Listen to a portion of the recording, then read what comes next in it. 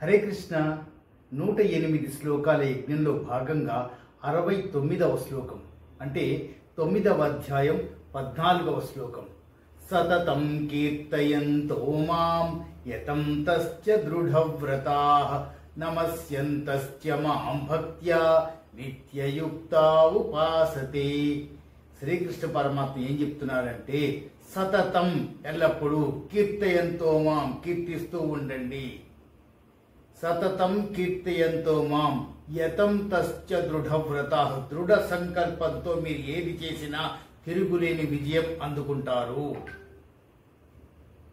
నమస్యంతశ్చ మాం భక్త్యా నాకు పూజలు అందిస్తూ నాకు నమస్కారం చేస్తూ నాలో మీరు ఐక్యత పొందే లాగా మీరు చేసుకుంటూ వెళ్తే తిరుగు లేకుండా ఉంటుంది. సతతం కీర్తయంతో మాం యతంతశ్చ దృఢవ్రతాః నమస్యంతశ్చ మాం భక్త్యా నిత్యయుక్తా ఉపాసతే. నిత్యం ఎల్లప్పుడూ ఉపాసన అంటే మీరు చేసే పనిలో ధర్మంగా నిబద్ధతతో చేస్తే తిరుగులేదు. అదే దైవ సంకల్పం కోసం చేశారనుకోండి, ఉపవాసాలు చేస్తాము, దీక్షలు చేస్తాము.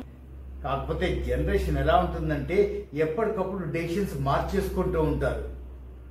కొత్త సంవత్సరం వస్తుంది, ఈ సంవత్సరం నుంచి నేను ఈ మార్పులు చేసుకుంటాను, ఈ అలవాట్లు మార్చేసుకుంటాను, 4 రోజులు మళ్ళీ మామూలే. అది కాదండి.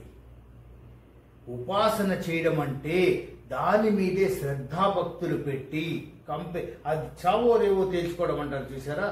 దాని మీద ఒకటి అనుకున్నాము అంటే అది సాధ్యమయ్యేంత వరకు ఇంకా నిద్ర లేదు, నిద్ర ఆహారాలు లేవు, ఆహారనిశలు దాని మీదే కృషి చేస్తున్నాను.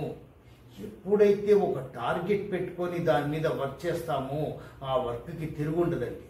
100% body, mind and soul complete కాన్సన్ట్రేటెడ్తో చేస్తాం. ఆ కాన్సన్ట్రేషన్కి అసలు తిరిగి ఉండదు. దైవ సంకల్పం మెండుగా ఉంటుంది. శ్రీకృష్ణ పరమాత్మ ప్రతి చర్యని అబ్జర్వ్ చేస్తారు కదా, మీకు ఖచ్చితంగా తోడుగా ఉంటారు. ఇది ఈ ప్రాపంచిక జీవితంలో ఈ కలియుగంలో ప్రతిదానికి అది చేస్తే ఏమవుతుంది, ఇది చేస్తే అసలు చేయడం మొదలు పెట్టరే. ఇది ఒక పని చేస్తే దానికి పర్యవసానాల గురించి ఆలోచిస్తున్నారు తప్ప దాంట్లో నేను ఎంత ఎక్స్పర్టైజ్ డెవలప్ చేసుకోగలుగుతాను అనే దాని మీద ఫోకస్ చేయట్లేదు. Focus should be on a specific thing to achieve the goal.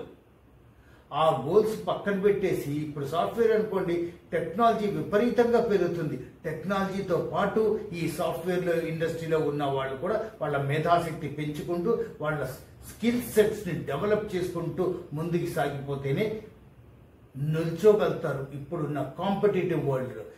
ఇంకా ఇంతకు మించి నేను చేయలేను అనుకుంటే డౌన్ఫాల్, ఖచ్చితంగా డౌన్ఫాల్. అలా జరగకుండా ఉండాలి అంటే నాలెడ్జ్ బేస్డ్గా చదవండి.